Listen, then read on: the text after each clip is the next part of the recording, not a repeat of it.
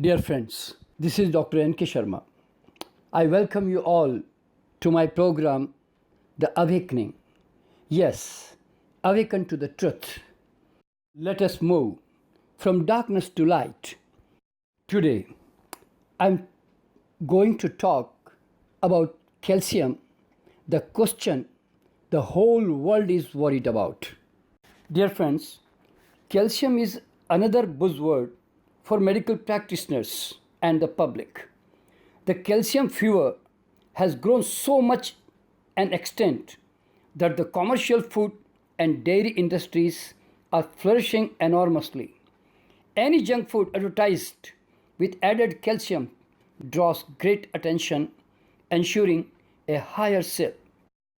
Antacids with calcium, cereals with calcium, baby food with calcium, soft drink with calcium, bread with calcium, and so on. Let us look at the way we are taken for a ride. First, no species of the world is ever worried about its calcium or is deficient in calcium. During infancy, their calcium is supplied by milk, and after weaning, the carnivorous animal gets their calcium from hunted animals, and the herbivorous animals get it from herbs and plants, but never through any milk products. Second, the absorption of calcium takes place in the human body only in the ratio of 2:1 with phosphorus. No animal milk has such a ratio. Hence, there is no better calcium absorption.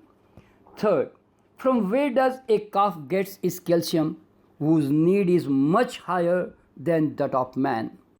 Fourth, how can milk calcium designed for a calf be fit and usable for humans?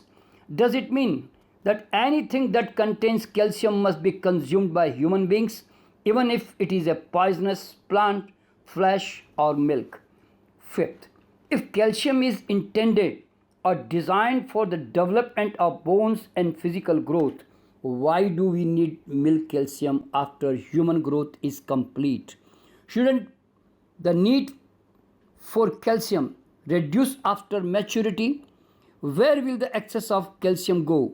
Undoubtedly, it will be deposited in various organs, joints, and arteries, or excreted, overstraining the excretory organs, resulting in breakdown of the organ or unbalancing the chemistry. Now let us look into some of the causes which are the real culprit behind the deficiency of calcium. Calcium is necessary for conducting nerve impulses. It is necessary element which binds cells together in body tissues. It plays a part in keeping the heartbeat normal and is essential for healthy bones and teeth. It is natural to question where one will get enough calcium. If he does not drink milk and eat milk products, it takes only a small amount of calcium for the system to perform the vital functions, which otherwise puts too much burden upon the system. The body's calcium absorption is controlled by the endocrine glands, and the body can easily get all the calcium it needs from a natural, wholesome diet. Calcium is found in all foods that grow on the ground. They easily supply sufficient amount of calcium to meet the requirements of both growing children and adults. Plant absorbs calcium from the soil and incorporate it into their structure. Animals consume the plants and absorb the calcium. That is how cows get calcium. It has been established clearly that green leafy vegetables are a prime source of calcium in human nutrition. In addition, all raw nuts and seeds, grains, beans, fresh fruits, dried fruits, and vegetables have sufficient calcium. The belief that we can't meet calcium needs through a diet devoid of dairy products is not at all true. Remember, researchers have established that calcium deficiency does not occur among individuals living on a natural diet. Why do we lack calcium? Now the question that pops up Here is certainly not how to add more calcium to the system, but what is draining or keeping the calcium away. The real calcium leechers are highly acidic diets. It is important to understand the role of calcium in the human body. One of its function is to neutralize acid in the system. Many people who think they have a calcium deficiency are on highly acidic diets. Therefore, calcium in their body is being constantly used to neutralize the acids, reduce the acidic diet, and stop the draining. To retain the calcium in the body, we have to understand the acid and alkaline balance or pH of the body. The normal ratio of the alkalis and acids in the body is approximately 4:1 for good health. Our blood is basically alkaline in nature. To maintain its alkalinity, we need 80% of alkaline or base food and only 20% acid forming food. Acid forming foods involves all animal products, meat, eggs, fish, milk product except butter, all grains, all legumes, all nuts except almonds, tea, coffee, alcohol, sugar, tobacco, soft drinks, salt, and drugs, and preservatives, insecticides, pesticides, its residuals, and unripe fruits. Alkaline based food includes virtually all fruits and vegetables, sprouts, almonds, fresh coconut, green beans, green peas, coconut water, and honey. Though 80% of our diet should consist of fruits and vegetables, we consume almost all acid forming food. Whatever calcium we take in is used in the neutralization of acids instead of being useful to the body. The higher the use of acidic food, the higher will be the use of calcium, the highest leaching. Therefore, non-vegetarians and lacto-vegetarians means milk users use up not only body calcium but leach out calcium from the bones and the teeth. When the large amount of calcium is lost, the bones become porous and brittle and become vulnerable to fractures. The disease, which is an extremely serious problem for a great number of people, is called osteoporosis. Milk and animal products are acid forming foods. Dairy products are major cause of osteoporosis, a disease in which bone calcium is lost severely. No animal consumes dairy products after the weaning period, and osteoporosis is not an issue with any animals. Osteoporosis is unique to the human species. The only exceptions are animals tamed by man. In another study, it was found that vegetarians do not indeed have much lower chances of osteoporosis than the meat eaters. Fruitarians are free of osteoporosis, as are other wild animals. Milk is touted as a great natural source of calcium, and we are told to eat plenty of calcium to prevent osteoporosis or thinning of the bones. In fact, eating dairy products can increase the rate at which calcium is lost from the body and so hasten osteoporosis. Apart from the calcium, dairy products are also high protein foods. If we have too much protein in the diet from the milk products or any other source such as meat, fish, or eggs, the body has to get rid of the excess. To do it, the kidney must lose calcium as they cleanse the blood of excess waste, a process known as a protein-induced hypercalciuria.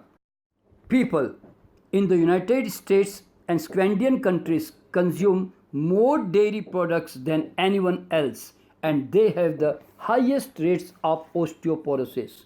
It emphasizes the threat of excessive protein in the diet and suggests that dairy products offer no protection against osteoporosis, probably due to the high protein content of the milk. Friends, vegetarians are not safe. Vegetarians are as much as prone to osteoporosis and many other degenerative diseases as non-vegetarians due to their excessive intake of acidic foods like pulses, milk products, cereals, sugars, salt, and processed food. These not only drain away calcium from the body but also give rise to serious disorders. The safest way for vegetarians is to maintain the ratio of 75% fruits and vegetables and 25% nuts or cereals and pulses in the diet. Dairy products can be used sparingly or in proper combinations. High proteins are the prime cause of calcium loss. Thousands of studies show that the more protein you consume, the more calcium you lose. Clinical professor at Hawaiian School of Medicine, Dr. McDougall had given 1,600 references to back up his work. A real eye-opener on the subject. Why isn't his name recognized more widely? Is it because he is not on the payroll of the National Livestock and Meat Board or the National Dairy Council? In Dr. McDougall's words, the calcium depleting effect of the protein on the human body is not an area of controversy in scientific circle. The many studies conducted during the past 55 years constantly show that the most important dietary change that we can make if we want to create a positive calcium balance that will keep our bones solid is to decrease the amount of protein we eat each day. Americans get into trouble not only with the amount of proteins they eat, but with the type of protein as well. There are about 20 common amino acids that make up the different proteins, and 3 of them contain sulfur in the chemical structure. Sulfur containing amino acids have a strong calcium depleting effect on the kidneys. Animal proteins have a higher contents of the sulfur containing amino acids than the vegetable proteins.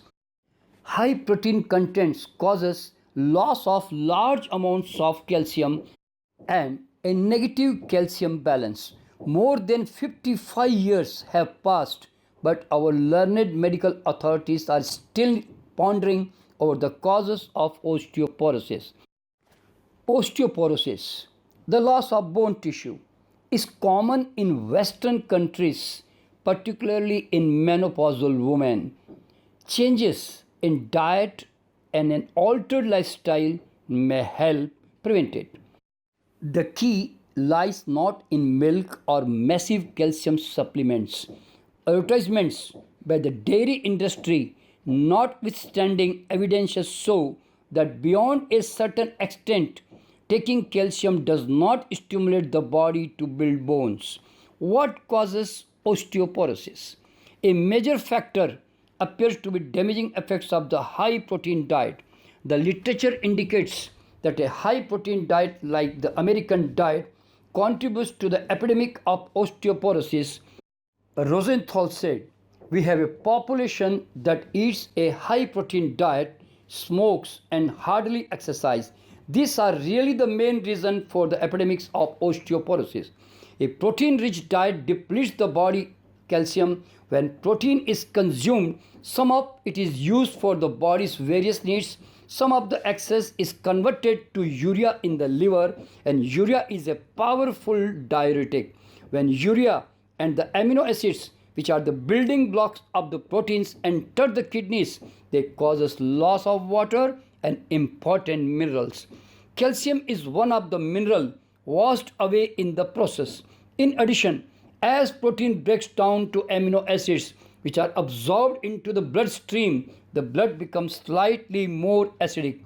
To neutralize the acidic effect, calcium is leached from bone materials. It ultimately leads an increase in calcium excretion in the urine. Therefore, the more protein we take in beyond the amount we need, the more calcium we lose. Researchers have estimated that Doubling the protein in the diet leads to 50% increase in calcium loss in the urine.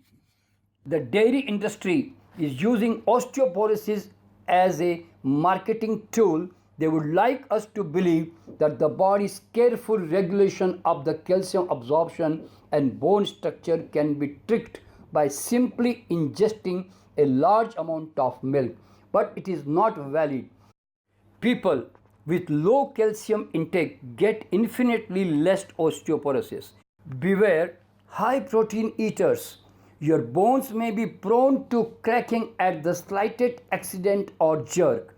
Beware of medical professionals pushing you earlier to the grave by prescribing a high protein diet. A high protein diet is not only the cause of osteoporosis but also the major cause of cancers, tumors, and kidney failures. When the problem of osteoporosis studied worldwide, one is struck by the fact that the highest incidence of osteoporosis is in the countries where dairy products and calcium supplements are consumed in large quantities, such as United States, Sweden, Finland, United Kingdom, Scandinavian countries, etc. The incidence of osteoporosis is lowest in the countries where the least amount of dairy products are consumed: Asian and African countries, South India, China, Thailand, and Malaysia. Osteoporosis is most common in those states of India where protein consumption is high, such as Punjab, Haryana, Delhi, and UP. A number of studies have been carried out on the Bantu women of Africa. They consume less than the half the protein of the American women and have a lifestyle demanding large amount of calcium, nursing up to 10 children in a lifetime, yet osteoporosis is almost unknown among them. Now, I am going to explain the other acidic food apart from meat eaters: pulses and cereals. Being protein foods, legumes are highly acidic. Cereals are next. Among cereals, wheat is the high in acids, while rice and millets are on the lower side. Sprouted legumes are more alkaline and less acidic. Fresh raw green cereals and beans are more alkaline and good to use. When they are dried and cooked, they turn acidic. Therefore, they should be used sparingly. Excessive consumption of pulses and cereals add to fast calcium depletion like meat. To overcome the problem, our daily diet should constitute of 75% of fruits and vegetables and 25% of cereals and pulses. There will be no calcium deficiency if the composition is followed. Another acidic food is tobacco. Smoking is an exceedingly acid producing habit. Its poisonous acids are highly toxic. 2 drops of nicotine can kill a cat or rabbit. Alcohol, another acidic food, impairs calcium absorption by affecting liver to activate vitamin D. Caffeine in the coffee, tea, soft drinks, and chocolate, it causes twice as much calcium to be excreted as normal. It has been demonstrated in several studies. Soft drinks, the culprit here is phosphoric acid. It is made by treating phosphorus with sulfuric acid caustic. The high level of phosphorus in the blood uses up body calcium from the bones and teeth for balancing and neutralization. If the calcium did not buffer the excessive phosphorus, the subsequent acid level in the blood would place one's life in danger. Salt, the more sodium you take in, the more calcium you excrete. Concentrated sugar is also a culprit. It creates an acid reaction in the body, and acidity demineralizes the system. It occurs because when sugar is metabolized, it creates various organic acids. Sugar intake also altered the calcium phosphorus ratio in the blood by causing a drop in the phosphorus level. When the presence of the latter is inadequate, calcium cannot be absorbed by the body. Antacids often we use. This also contains aluminum, which causes increase in calcium excretion. Those who are habituated to popping them should know the side effect of the antacids. Lack of sunshine and exercise also plays a vital role in low absorption of the calcium. The remedy is to get sufficient sunshine and exercise regularly. Animal milk is a crude calcium food. Yes, friends, some people get less usable calcium from drinking milk than from the eating leafy vegetables. Another way of increasing calcium absorption to have a glass of fruit juice every day. Apple juice is particularly effective. The body's ability to absorb and utilize calcium depends on the amounts of phosphorus in the diet. The higher the calcium phosphorus ratio, the lesser bone loss take place and the stronger the skeleton, provided the intake of protein is not excessive. Foods with higher calcium phosphorus ratios are fruits and vegetables. Nor is low fat milk any better. It contains 1% butterfat and a full complement of allergy inciting milk proteins.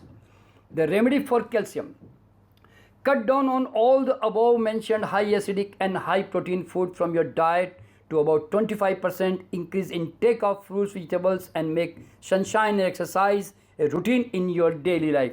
Get the required calcium from natural food. Use maximum amount of raw food for 100% calcium absorption. Green leaves are the best source of calcium provided they are eaten raw. Sesame seeds rank first in high calcium content, which has 1160 milligram of calcium. All nuts and seeds contain enough calcium. Fruits and vegetables are good and well-known source of calcium. Oranges and banana are especially high in calcium. Dear friends, for more detail, I would suggest you to read my most popular, internationally acclaimed and bestseller book, Milk a Silent Killer, which I have written 40 years back and which has been translated in several foreign languages. This book has stormed the whole nutritional world. After reading this book, all your argument will definitely drop. So I wish you all the best, and I will see you again with a new video with a new subject to open your eyes. Thank you very much.